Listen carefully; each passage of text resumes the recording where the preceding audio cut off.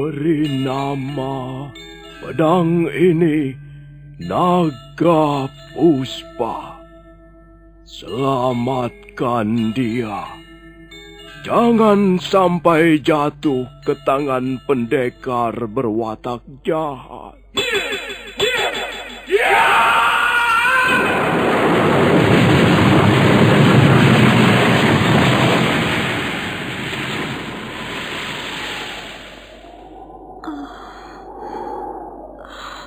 Kakang Kamandanu, kau masih juga tidak percaya bahwa aku mencintaimu. Mesin, maafkan aku, Mesin. Mesin, Mesin.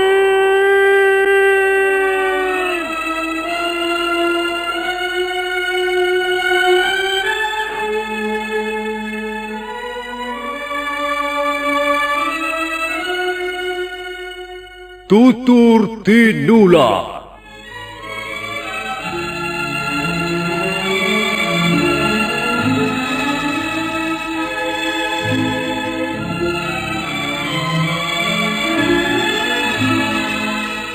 Sebuah sandiwara radio serial, produksi Sanggar Cerita dan Teater Sanggar Prativi. Sebuah kisah dengan latar belakang sejarah runtuhnya Singasari dan berdirinya Kerajaan Majapahit.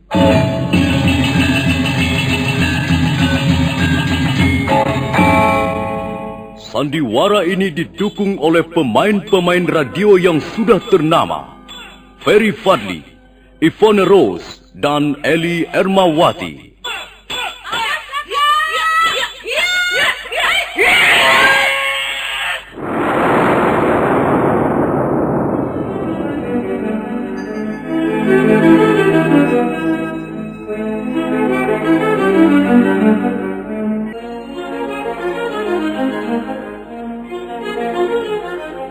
Cerita ini ditulis dan diolah oleh S. Tijab, hiasan musik dan sutradara C. Ispriyonoka. Kali ini mempersembahkan episode ke-10 dengan judul Pemberontakan Rangga Lawe.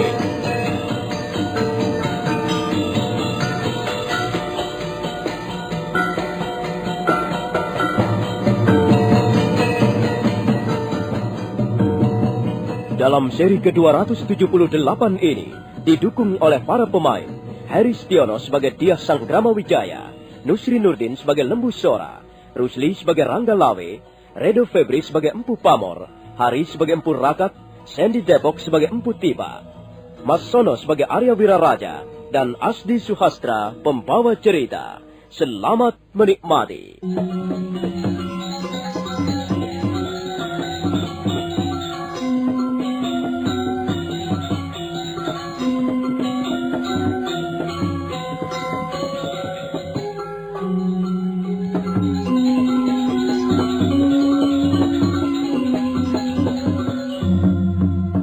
Dyah Sanggrama Wijaya dan Arya Wiraraja tengah berbincang-bincang tentang berbagai hal di ruangan pribadi Raja Kediri.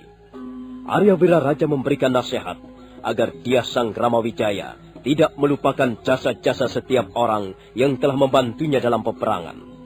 Kemenangan Majapahit telah meminta banyak korban. Ribuan jiwa manusia melayang. Darah suci, darah para pahlawan sejati telah ditumpahkan. Ketika mereka tengah sibuk berbicara, Lembu Sora dan Rangga Lawe datang menghadap.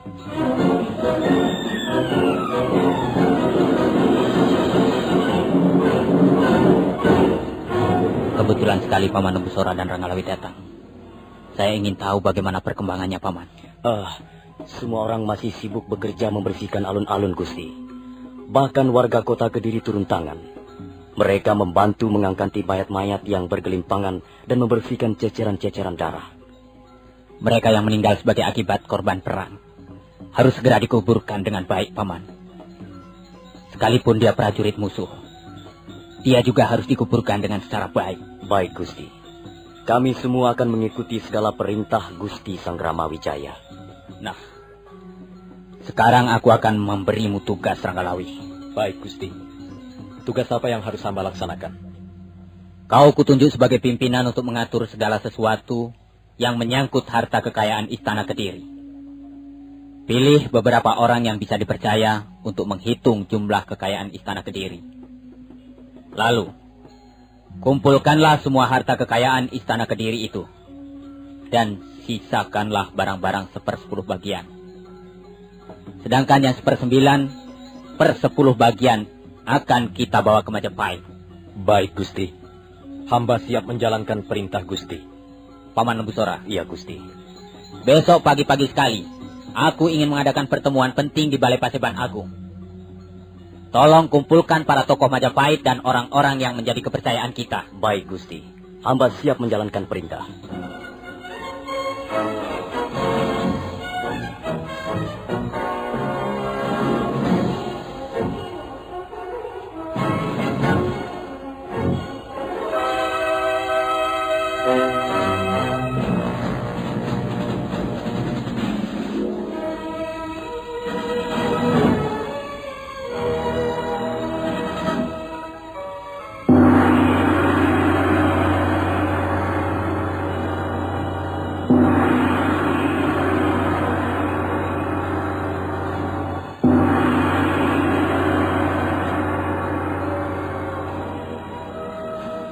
Terima kasih. Rupanya kita semuanya sudah berkumpul. Semuanya sudah lengkap hadir. Sekarang saya ingin mendapatkan laporan tentang perkembangan Istana Kediri setelah pertempuran melawan bala tentara Tartar selesai. Barangkali Paman Lembu Sora dapat memberikan sedikit penjelasan. Ampun, Gusti. Semua tugas yang Gusti limpahkan kepada kami sudah berhasil kami laksanakan dengan sebaik-baiknya. Alun-alun Istana Kediri sudah kami bersihkan, dan mereka yang menjadi korban perang sudah kami kuburkan dengan semestinya. Baik itu prajurit Majapahit, prajurit-prajurit Tartar, ataupun para warga desa biasa.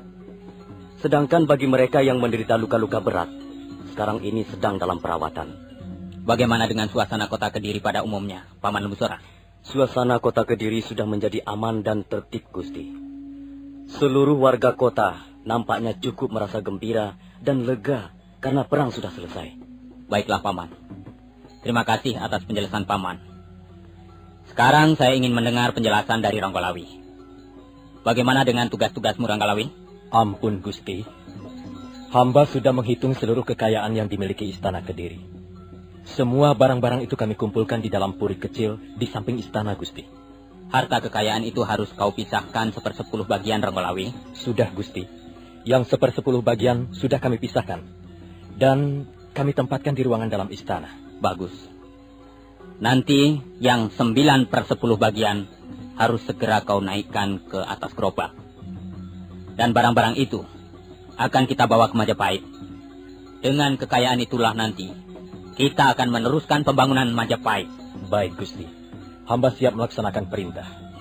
Kita sudah hampir 7 hari lamanya berada di Istana Kediri. Saya bermaksud untuk secepatnya kembali ke Majapahit. Karena itu, saya harap semuanya mengadakan persiapan untuk kembali ke Majapahit. Tapi Istana Kediri tidak perlu dikosongkan.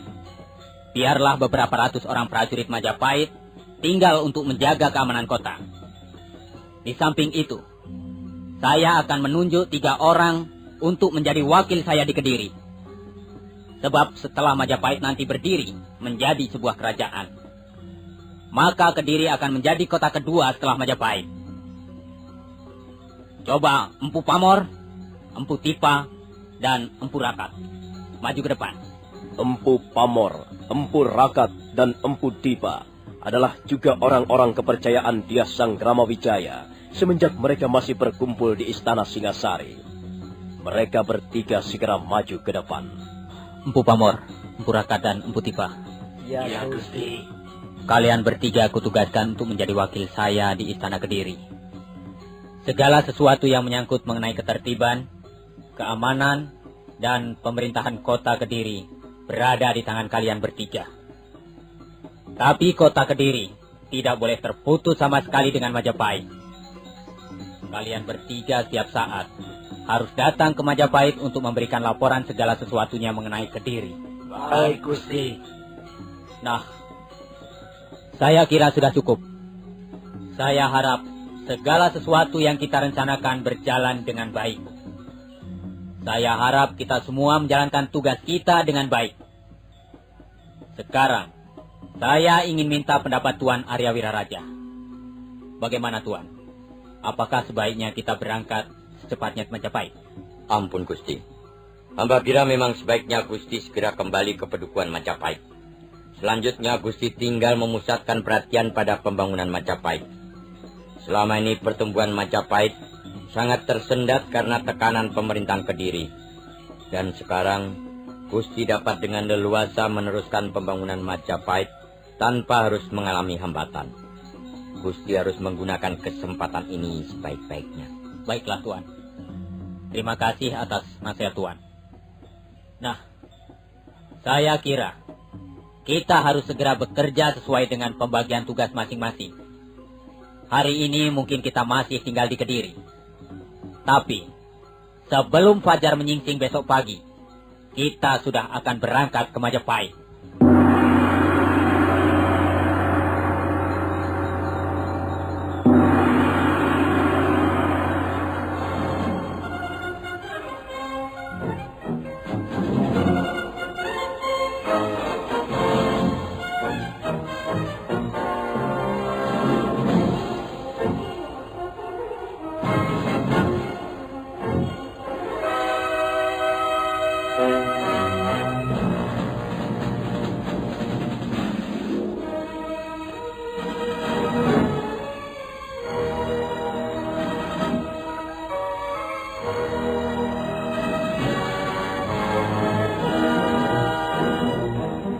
Maka demikianlah, pada pagi hari berikutnya, sebelum fajar menyingsing, Dyah Sanggramawijaya berikut orang-orang kepercayaannya dan para prajurit Majapahit, juga warga desa biasa yang jumlahnya sekitar 4.000 orang, berangkat meninggalkan alun-alun istana. Di sepanjang perjalanan, mereka mendapat sambutan hangat dari warga kota Kediri.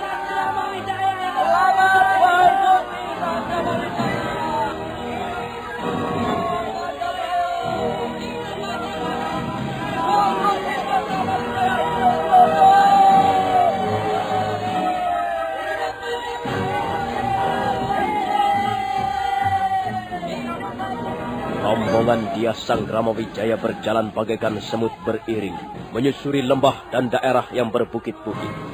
Tak lama kemudian, mereka sudah tiba di pinggiran Sungai Brantas. Mereka terus berjalan tanpa mengenal lelah. Dan setelah 2 hari dalam perjalanan, mereka pun mulai memasuki Padukuhan Majapahit.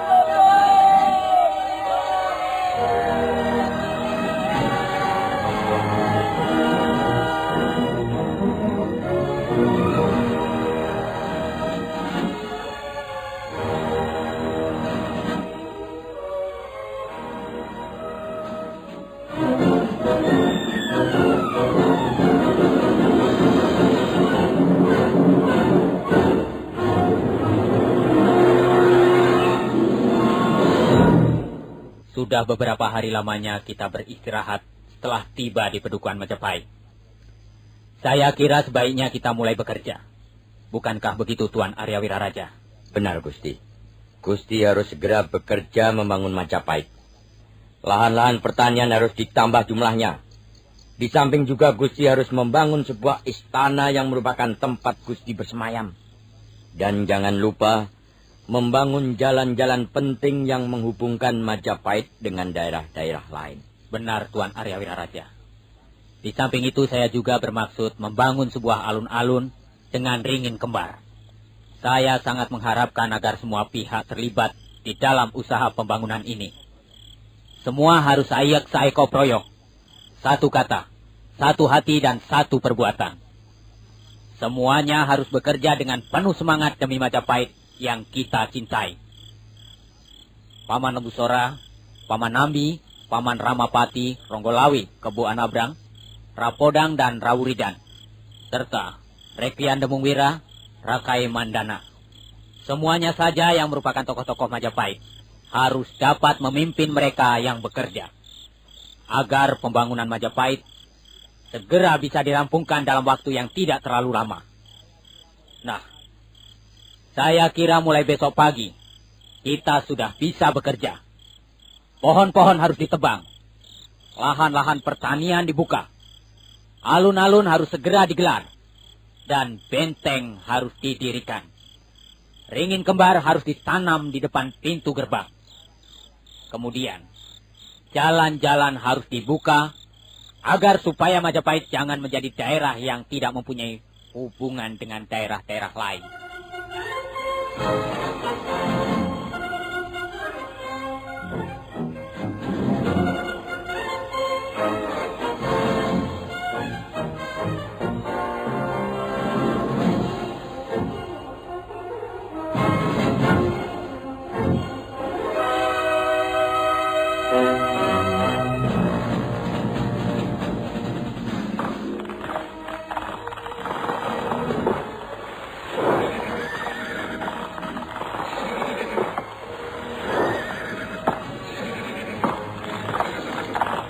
Maka demikianlah pembangunan padukuhan Majapahit dimulai. Semua orang bekerja dengan penuh semangat, dengan pengabdian tanpa pamrih. Dalam waktu yang tidak terlalu lama, alun-alun Majapahit sudah dapat digelar. Benteng Majapahit yang tingginya kurang lebih 10 depa dan panjangnya kurang lebih 33 depa sudah berdiri dengan megahnya. Sementara istana kediaman Dyah Sang Ramawijaya berdiri dengan megah di tengah-tengah benteng. Atap istana terbuat dari sirap atau kulit kayu, sedangkan dinding-dindingnya terbuat dari papan-papan yang berukiran indah sekali. Lantai terbuat dari papan yang dilapisi tikar pandan. Di belakang istana dibuat patirtan atau pertamanan yang sangat indah. Sementara beberapa ratus orang yang lain sibuk membuat patung ataupun arca-arca yang dipajang di beberapa tempat. Sementara itu, beberapa ratus orang yang lain sibuk menebang pohon untuk membuat jalan. Maka jalan baru pun dibuka. Jalan baru itu menghubungkan antara Majapahit ke kota Tuban, ke kota Lamajang, dan ke kota Daha. 3 jalan utama itulah nanti yang akan menjadi urat nadi pemerintahan Majapahit, menjadikan urat nadi perdagangan di seluruh Jawa Timur.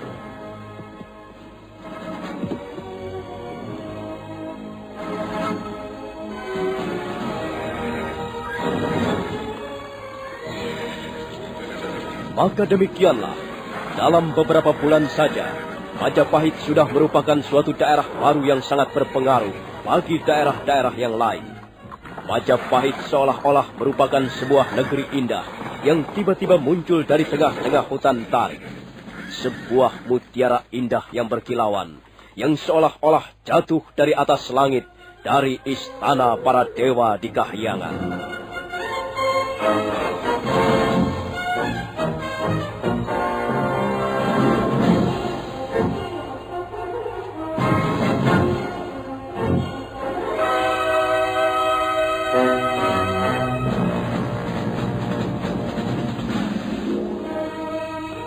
Selamat wahai Putri Sang Ramawijaya. Selamatkan sejahtera Majapahit milik kita bersama. Hidup Sang Selamat wahai Putri Sang Ramawijaya. Selamatkan sejahtera Majapahit milik kita bersama. Hidup Selamat wahai Putri Sang Ramawijaya. Sejahtera Majapahit milik kita bersama. Hari ini kita kembali berkumpul bersama di ruangan Pendopo Agung Istana Mojopahit. Hari ini kita berkumpul untuk mensyukuri karunia para dewa bahwa akhirnya Majapahit dapat kita dirikan bersama-sama. Sekarang telah berdiri negeri yang bernama Majapahit, dan kita sebagai rakyat Majapahit harus berjuang membela harga diri dan martabat negeri kita untuk selama-lamanya. Kita harus pertaruhkan untuk nama dan kebesaran negeri kita. Di samping itu, kita juga harus menjaga nama baik Gusti Sang Ramawijaya pemimpin kita yang agung, panutan, dan pedoman kita bersama dalam meniti sejarah Majapahit. Hari ini adalah hari yang benar-benar bersejarah. Pada hari inilah Gusti Sang Ramawijaya akan ditabalkan menjadi Raja Majapahit yang pertama.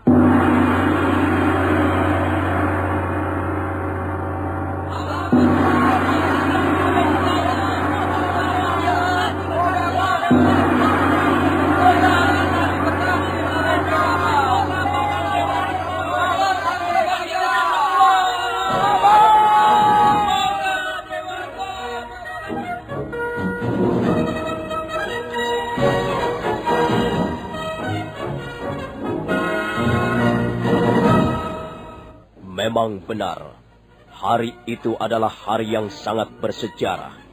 Setelah pembangunan Majapahit selesai, maka Dyah Sang Ramawijaya, putra Dyah Lembutal, menantu dari almarhum Sang Prabu Kertanegara, ditabalkan atau dinobatkan menjadi Raja Majapahit yang pertama. Gusti Sang Ramawijaya, hidup!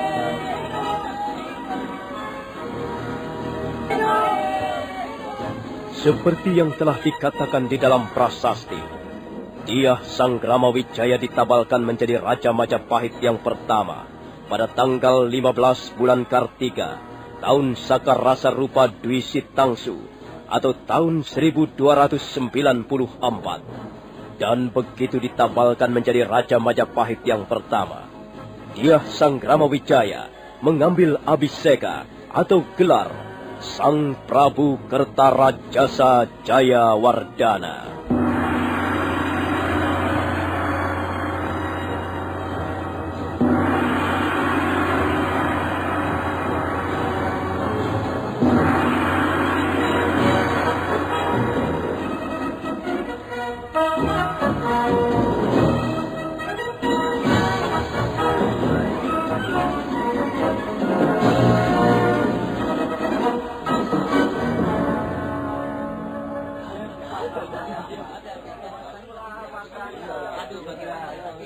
Dengan ini, kupanjatkan puji syukur kehadapan para dewa yang menguasai seluruh kehidupan di muka bumi ini.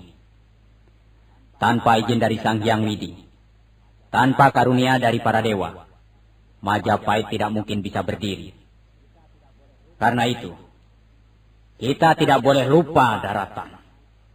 Kita tidak boleh mabuk kemenangan dan keberhasilan. Kita harus tetap ingat. Kita harus tetap eling bahwa apa yang bisa kita miliki ini sebenarnya hanyalah merupakan barang pinjaman belaka. Keberhasilan tanpa disertai kerendahan hati suatu saat pasti akan membawa kehancuran.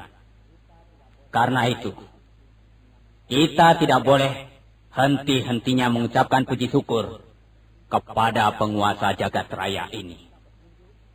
Dan kita harus selalu minta petunjuk dan penerangan darinya sebelum menentukan langkah-langkah berikutnya.